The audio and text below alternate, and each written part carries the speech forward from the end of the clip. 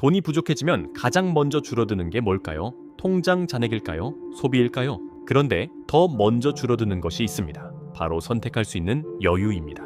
돈이 없으면 당연히 더 아껴 쓸 것 같죠? 그러나 충격적이게도 우리의 현실에서는 정반대의 일들이 벌어지고 있습니다. 낮은 이자를 이용하지 못해 더 높은 이자를 내고 치료비 때문에 미루다가 결국엔 더 큰 병원비를 부담하기도 합니다. 자, 여러분 뭔가 이상하지 않으신가요? 그 누구보다 돈을 아껴야 하는 사람이 왜 오히려 더 많은 돈을 내게 될까요? 계산을 못해서일까요? 아니면 가난하게 태어나서? 그것도 아니면 돈이 부족한 상황 자체가 판단을 바꿔버리는 걸까요? 이 질문의 결정적인 단서가 인도의 한 사탕수수 밭에서 발견됐습니다. 때는 어느 2013년 프린스턴 대학교와 하버드, 워릭 대학교 연구진은 인도 남부의 사탕수수 농민들 464명을 조사했습니다. 이 농민들은 회사원처럼 매달 월급을 받지 않았어요. 사탕수수를 수확해 판매한 뒤 1년 소득의 상당 부분을 한꺼번에 받았습니다. 수확 직후에는 잠시나마 여유가 생겼습니다. 그러나 또 다음 수확 전까지는 생활비와 빚 걱정에 항상 시달렸습니다. 그런데 이 연구에서 아주 흥미로운 연구를 진행했는데요. 연구진은 가난한 사람과 부유한 사람을 비교하지 않았습니다. 같은 농민을, 즉 같은 사람을 2번 검사했어요. 한 번은 수확 대금을 받기 전이었습니다. 돈이 가장 부족한 시기였죠. 그리고 또 다른 한 번은 수확 대금을 받은 뒤였습니다. 물론 사람은 같은 동일한 사람이고요. 나이도 그대로고 교육 수준도 당시 그대로였습니다. 그런데 충격적인 결과에 연구진은 깜짝 놀랍니다. 돈이 부족했던 수학 전에는 사고력과 집중력이 필요한 문제에서 엄청나게 어려움을 보였습니다. 그런데 신기하게도 수학 대금을 받은 뒤에는 같은 문제를 더 빠르고 더욱 더 정확하게 풀었죠. 사람이 달라진 게 아니었습니다. 상황이 달라진 겁니다. 여기서 연구진은 무엇이 그들을 바꿨는지 의문을 가져요. 여러분, 돈이 들어오면 갑자기 머리가 좋아지는 걸까요? 아닙니다. 이 지점에서 소름 돋는 결론을 내려요. 연구진들이 주목한 것은 돈 자체보다 머릿속을 계속 차지하고 있던 걱정들이었습니다. 자, 여러분 한번 생각해 보세요. 며칠 뒤 월세와 카드값이 나갑니다. 공과금과 생활비도 남겨야 하죠. 그런데 여러분의 통장에는 이번 달을 겨우 버틸 돈만 남아 있어요. 이럴 때 사람은 돈 문제를 한 번만 계산하고 끝내지 않습니다. 밥을 먹으면서도 무의식 중에는 어떤 걸 먼저 낼지 생각합니다. 일을 하면서도 이번 달을 어떻게 버틸지 계산하고 있어요. 그리고 잠을 자려고 누워도 다시 불안과 걱정이 시작됩니다. 몸은 쉬고 있는데 머릿속에서 걱정이 끝나지 않는 겁니다. 이후 이 사실에 매우 놀란 연구진들은 이번에 미국의 한 쇼핑몰에서도 비슷한 실험을 했습니다. 참가자들에게 자동차가 고장난 상황을 상상하게 했어요. 실험자들에게 자동차 수리비를 비교적 적게 말했을 때는 실험자들의 소득이나 자산에 따라 반응의 차이점이 크게 나타나지 않았습니다. 그러나 갑자기 수리비를 감당하기 어려운 수준으로 높게 말하자 놀랍게도 저소득의 실험자들의 문제 해결 능력이 급격하게 떨어졌습니다. 여러분, 여기서 더욱 놀라운 사실은요. 실제로 차가 고장난 것도 실제로 수리비를 청구한 것도 아니었습니다. 그러니까 지금 당장 돈을 내야 했던 상황도 아니었어요. 갑작스러운 큰 지출이 필요할 수 있다는 생각을 떠올리게 했을 뿐입니다. 그런데도 충격적이게도 머릿속에서는 이미 생존의 위기가 시작된 겁니다. 아, 이 큰 돈은 어디서 구하지? 다음 생활비는 어떻게 처리하지? 지금 해결하지 못하면 어떻게 되지? 여기서 연구진은 놀라운 결론을 내려요. 평소 우리의 돈 걱정은 통장 안에만 머물지 않고 우리의 집중력을 뺏어가고 다른 판단에 사용해야 할 정신적 에너지까지 가져간다는 거예요. 안녕하세요, 밑바닥. 무의식까지 쉽게 풀어주는 밑바닥 심리학입니다. 그렇다면 이런 현상은 우리 일상에서 어떻게 나타나고 있을까요? 여러분, 여러분의 핸드폰이 갑자기 고장났다고 생각해 보겠습니다. 요즘 세상에서는 핸드폰으로 연락만 하는 게 아니죠. 업무도 보고 금융거래와 심지어 본인 인증까지도 하잖아요. 그런데 막상 핸드폰이 고장나 버리니 갑작스러운 수리비가 너무 부담이 큽니다. 그때 딱 때마침 휴대폰 가게 직원이 지금 행사 중이라서 요금제 조금만 더 내면 최신 기기로 바꿀 수 있다고 말을 해요. 대신 몇 년 동안 할부금 나눠내고 비싼 요금제를 유지해야 합니다. 따지고 보면 수리비보다 오히려 전체 비용은 더 커질 수 있습니다. 그런데 놀랍게도 대다수는 새 휴대폰을 구매를 합니다. 하지만 요금이 더 나온다는 사실을 몰라서 선택하는 게 아니에요. 오래 사용한 핸드폰에 당장 수리비 30만 원을 내는 것 따지고 보면 아까울 수도 있어요. 그래서 이때 당장 큰 비용이 들지 않는 선택하는 겁니다. 먼 미래에 있는 수백만 원의 할부금보다 지금 당장 나가야 하는 수리비 30만 원이 훨씬 더 크게 보이기 때문인 거죠. 심리학과 행동경제학에서는 이런 현상을 터널링이라고 합니다. 터널 안에 들어가면 정면은 아주 선명하게 보입니다. 그러나 양옆은 잘 보이지 않죠. 우리가 돈이 부족할 때도 뇌에서는 비슷한 현상이 일어나요. 이번 주 내야 하는 카드값과 곧 끊길 통신비는 선명하게 보입니다. 그러나 몇 달 뒤 소득을 높여줄 공부와 기술, 자격증 등은 이미 너무 멀게 느껴져서 우리의 시야 밖으로 밀려납니다. 건강검진도 미뤄지고요. 이직 준비나 새로운 기회를 알아보는 일들도 에이, 다음에 하지 뭐 라고 가볍게 넘어가 버립니다.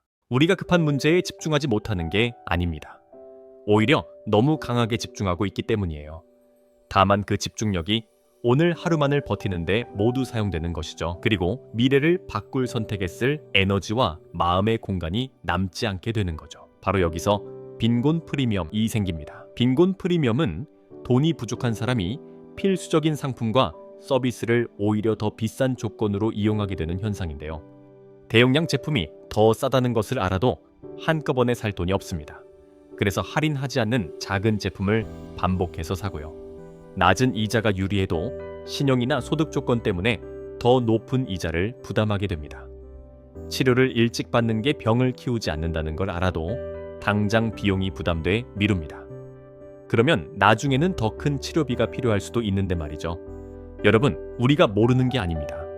선택할 수 있는 조건이 부족했던 거예요. 지금부터 잘 들으셔야 합니다. 여기서 충격적인 반전이 하나 나오는데요. 돈 걱정이 줄어들면 판단도 다시 나아질 수 있다는 겁니다. 2019년 싱가포르 연구진은 만성적인 채무를 가진 저소득층 196명을 조사했습니다. 채무 감면을 받기 전과 약 3개월 뒤를 비교했죠. 그 결과 채무가 줄어든 뒤 참가자들의 불안이 감소했고 인지 기능과 경제적 의사결정에서도 개선이 관찰됐습니다. 그리고 더 놀라운 점이 있었습니다. 빚의 총액만 중요했던 것이 아닙니다. 여러 곳에 흩어진 채무 계좌가 완전히 정리될수록 더 큰 개선이 나타나는 경향이 있었어요. 왜 그럴까요? 1천만 원의 빚 1개와 여러 곳에 흩어진 1천만 원은 금액과 숫자로만 보면 똑같습니다. 하지만 우리의 머릿속에서는 절대 똑같지 않습니다. 납부일이 다르고 연락받는 곳도 다릅니다. 매달 무엇을 먼저 막아야 할지 계속 판단해야 하죠. 빚의 액수뿐 아니라 해결되지 않은 문제의 개수도 정신적 여유를 빼앗는 겁니다. 자, 그렇다면 앞으로 이런 구렁텅이에 빠져 있다면 어떻게 빠져나와야 할까요? 월급이 내일부터 2배가 되거나 빚이 하루아침에 사라지지는 않습니다. 그러나 생각할 여유와 나만의 공간을 되찾는 일은 오늘부터 지금 당장 시작할 수 있습니다. 가장 먼저 해야 할 일은 더 많이 고민하는 것이 아닙니다. 머릿속 계산을 밖으로 꺼내는 겁니다. 월세와 통신비, 카드값과 병원비 등을 한 곳에 적으세요. 금액과 납부일을 적고요. 미뤘을 때 추가되는 비용도 함께 기록합니다. 물론 이 행동만으로는 돈이 저절로 생기지는 않습니다. 하지만 같은 계산을 하루 종일 반복하던 부담은 곧바로 줄어듭니다.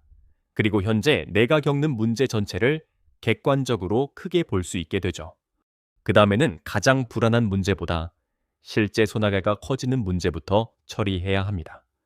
가장 촉박한 것이 가장 중요한 것은 아닐 수 있습니다.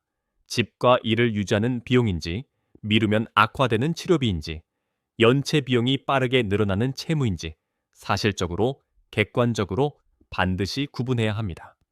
불안의 크기와 실제 손해의 크기는 전혀 다를 수 있습니다.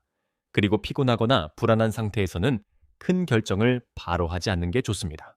오늘 내는 금액만 보지 말고 계약이 끝날 때까지의 총액을 적어보세요. 가능하다면 하룻밤 뒤 다시 보는 것도 좋습니다. 그 짧은 지연이 눈앞의 위기와 장기 비용을 함께 보게 해줍니다. 하지만 지출만 정리한다고 가난에서 완전히 빠져나올 수 있는 것은 아닙니다. 절약에는 한계가 있기 때문입니다. 그래서 오늘을 버티는 생존선과 미래를 바꾸는 탈출선을 나눠야 합니다. 월세와 식비, 통신비와 교통비는 오늘을 유지하는 생존선입니다. 반면 자격증 공부와 기술 훈련, 이직 준비와 새로운 수입원을 만드는 행동은 미래를 바꾸는 탈출선입니다. 생존이 급하다는 이유로 탈출선을 계속 없애면 내년에도 비슷한 문제를 반복하게 됩니다. 거창할 필요는 없습니다. 하루 20분, 일주일에 2-3번이라도 미래 수입을 바꿀 행동을 끊지 않는 것이 중요합니다. 그리고 10만 원이나 20만 원의 작은 완충 자금도 필요합니다. 이 돈이 사람을 부자로 만들지는 않습니다. 그러나 갑작스러운 지출이 새로운 할부나 높은 이자의 빚으로 번지는 것을 막아줄 수 있습니다. 작은 비상금은 거대한 자산이라기보다 방화벽에 가깝습니다. 불이 생기는 것을 완전히 막지는 못합니다. 대신 불이 더 크게 번지는 것을 막아주는 겁니다. 이제 처음 질문으로 돌아가 보겠습니다. 돈이 없는 사람은 왜 더 비싼 선택을 하게 될까요? 판단력이 부족해서가 아닐 수 있습니다. 참을성이 없어서도 아닙니다. 장기적으로 저렴한 선택을 할 목돈과 시간, 정신적 여유가 부족했기 때문입니다. 그러니 지금 돈 문제로 흔들리고 있다고 해서 자신을 무능하다고 규정할 필요는 없습니다. 사탕수수 농민들은 달라진 사람이 아니었습니다. 상황이 달라지자 판단도 달라졌습니다. 몇 번의 잘못된 선택이 여러분의 능력 전체를 증명하는 것은 아닙니다. 너무 많은 급한 문제가 머릿속을 차지했을 수 있습니다. 그러나 원인을 알면 기대할 수 있는 변화도 분명합니다. 머릿속 계산을 밖으로 꺼내면 생각할 공간이 생기고요. 실제 손해가 큰 순서로 처리하면 불필요한 비용들을 줄일 수 있습니다. 그리고 생존선과 탈출선을 나누면 오늘을 버티면서도 미래 수입을 바꿀 가능성까지도 지킬 수 있습니다. 가난은 돈만 빼앗지 않습니다. 사람이 선택할 수 있는 가능성도 함께 빼앗습니다. 그러나 반복되는 손해보는 선택 하나를 끊을 때마다 잃어버렸던 선택권 하나를 되찾아 올 수 있습니다. 저희 밑바닥 심리학 채널은 사람을 게으르거나 의지가 약하다고 단정하기 전에 그 행동을 만들어낸 심리와 환경부터 살펴봅니다. 열심히 살아도 왜 계속 제자리인지 연구를 통해 알고 싶다면 구독과 좋아요, 그리고 알림 설정까지 부탁드립니다. 다음에도 더 좋은 영상으로 찾아뵙겠습니다. 감사합니다. 밑바닥 심리학이었습니다.